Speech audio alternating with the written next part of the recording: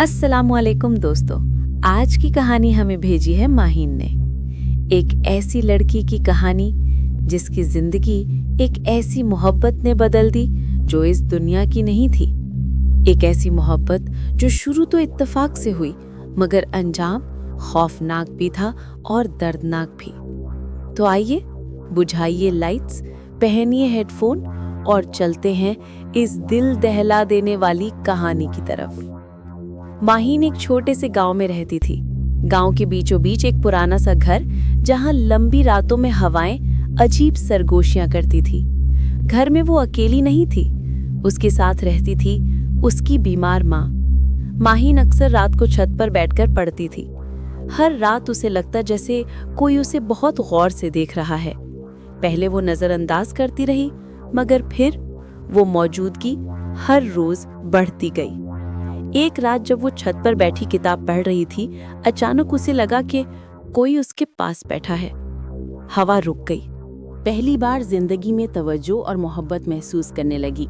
रेहान ने एक दिन कहा, माहीन तुम बहुत मुख्तलिफ हो, मैं तुम्हारे करीब रहना चाहता हूँ। माहीन ने कांपती आवाज में पूछा, तुम इंसान नहीं हो ना? हल्की सी हंसी सुनाई दी। नहीं, मैं जिन हूँ।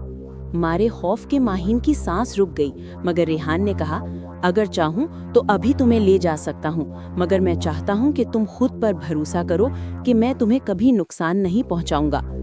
ये मोहब्बत का पहला खतरनाक कदम था और माहीन आहिस्ता आहिस्ता कबूल करने लगी कि उसकी जिंदगी में कुछ गैर मामूली है और वो उससे दूर नहीं जाना चाहती थी।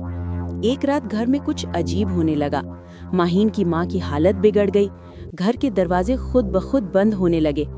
सेहन का दरख्त जोर से हिल रहा था। रेहान ने पहली बार अपना गुस्सा दिखाया। ये सब मेरे दुश्मन हैं, वो तुम्हें नुकसान पहुंचाना चाहते हैं। जब तक मैं हूं कोई तुम्हें हाथ नहीं लगा सकता। और उस रात पहली बार माहीन ने एक साया देखा, बड़ा स्याह, आंखें अंगारों की तरह जलती हुई। रेहान मेहरबान तो था मगर उसका असल रूप खौफनाक था। वक्त गुजरता गया और माहीन उस जिन के बगैर रह नहीं सकती थी।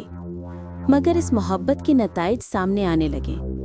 रात को उसकी आंखें सुर्ख हो जाती, उसे अपने जिस्म पर नीली निशान नजर आने लगे। ख्वाबों में उसे कोई अंधेरा खींच कर ले जाता। माँ बीमार से बीमार होती जा रही थी। गांव वालों ने कहना शुरू कर दिया कि घर में साया है और मौलवी साहब को बुलाने का फैसला किया गया। माहीन ने खौफ में रेहान से कहा, चली जाओ, वो लोग तुम्हें खत्म कर देंगे। रेहान की आवाज टूट गई, मैं तुम्हें छोड़कर नहीं जा सकता, मगर तुम इंसान हो, तुम्हारा एक मुस्तकबिल है। मेरी मोहब्बत तुम्हारी जिंदगी को ले डूबेगी। ये वो रात थी जब दोनों की मोहब्बत एक खौफनाक मोड़ ले गई। मौलवी साहब घर आए और घर में दम किया जाने लगा। जैसे ही दलाइल शुरू हुए, घर की दीवारें बजने लगी। हवा तूफान बन गई, बल्ब फट गए। रेहान चीखा, माहीन तुम मेरी हो। और पहली बार माहीन ने उसे मुकम्मल रूप में देखा।